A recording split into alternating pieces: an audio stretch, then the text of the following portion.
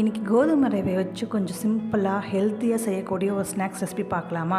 அதுக்கு ஒரு பேனில் நெய் விட்டு முந்திரி, பாதாம், டூட்டி ஃப்ரூட்டி இதெல்லாம் போட்டு நல்லா வறுத்து வச்சுக்கோங்க. அதே பேனில் கொஞ்சமாக கோதுமை ரவையை எடுத்து நல்லா வறுத்துக்கோங்க. வறுத்ததுக்கப்புறமா அதில் கொஞ்சோண்டு பால் ஊற்றி கொஞ்சம் கிளறி விட்டுக்கோங்க. அதுக்கப்புறமா இன்னும் கொஞ்சம் பால் எடுத்து அந்த கோதுமை ரவை முழுகிற அளவுக்கு ஊற்றிட்டு ஸ்டவ்வை ஆஃப் பண்ணி வச்சுருங்க.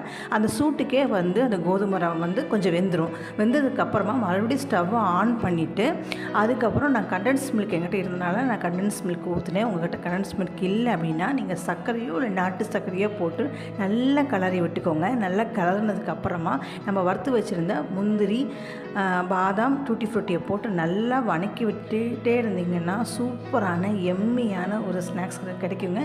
சிம்பிளாக ஈஸியாக பசங்க வந்தோம் சட்டுன்னு செஞ்சு கொடுத்துடலாம். அந்த ஸ்நாக்ஸாக கொஞ்சம் ஹெல்த்தியாகவும் இருக்கும்.